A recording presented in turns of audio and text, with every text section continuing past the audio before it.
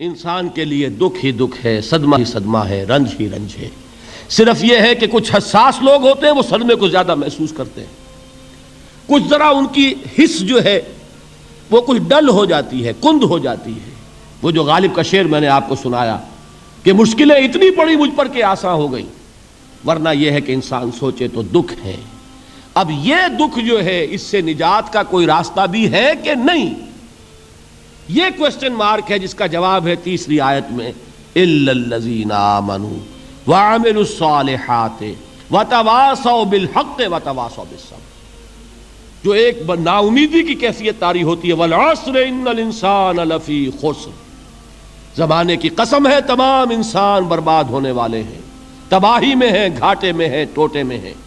اس سے جو ایک مایوس کن صورتحال سامنے آتی ہے، اس مایوسی سے نجات دلانے والی آیت ہے تیسری آیت۔ ایک راستہ ہے، یہ امید کی کرن ہے، تباہی سے بچ سکتے ہو، ابدی بربادی وہ بربادی۔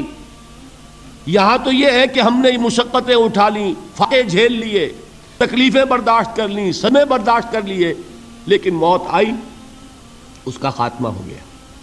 لیکن اس کے بعد اگر خدا نہ خواستہ جہنم میں جھونک دیے گئے، وہ ابد الآباد تک کی، وہ ہمیشہ کی جلن۔ قرآن کہتا ہے کہ اگر ایک کھال جل جائے گی، جھلس جائے گی، اللہ اور کھال دے دے گا۔ دیکھیے یہ بھی جدید دور میں آپ کو معلوم ہوگا، بورس بکائی نے جو کتاب لکھی ہے، دی فرینچ سرجن، اس نے ثابت کیا ہے کہ قرآن مجید نے جتنے نیچرل فینومینا کا حوالہ دیا ہے وہ بالکل سائنس کے مطابق ہے۔ آج ہمیں یہ معلوم ہے کہ حس جو ہے وہ صرف کھال میں ہوتی ہے، کھال حساس ہوتی ہے، کھال اتر جائے نیچے جو ہے گوشت جلے گا، آپ کو تکلیف نہیں ہوگی۔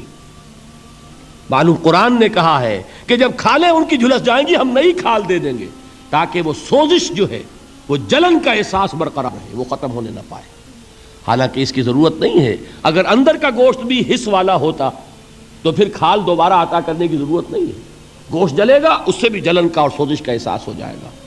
لیکن قرآن کہتا ہے کہ نہیں، کلما نضجت جلودہم بدلنا لہم جلودا غیرہا، جب ان کی کھالیں جھلس جائیں گی، جل جائیں گی، ہم ان کی کھالیں بدل دیں گے تاکہ وہ سوزش برقرار رہے۔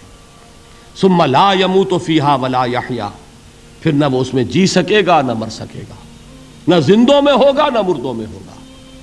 موت کو پکارے گا، کاش کہ موت آ جائے جو مجھے اس مشقت سے اور مشکل سے چھٹکارا دلا دے۔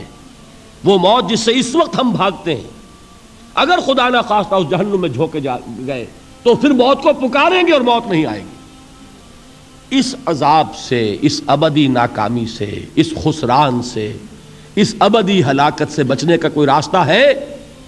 وہ جو میدان حشر میں پکاریں گے لوگ، این المفر، کوئی جائے فرار ہے، کوئی جائے پناہ ہے؟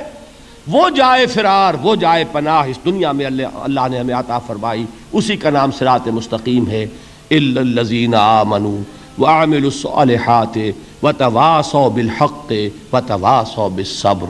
ایک راستہ ہے، اس کے یہ چار نشان ہائے راہ ہے، سنگ ہائے میل ہے۔ پہلا ایمان، دوسرا عمل صالح، تیسرا تواصی بالحق، چوتھا تواصی بالصبر۔ اس صراط مستقیم پر بچو گے، نروان حاصل ہو جائے گا، نجات حاصل ہو جائے گی، کامیابی سے ہمکنار ہو جاؤ گے، اس ابدی خسران سے نجات پا جاؤ گے۔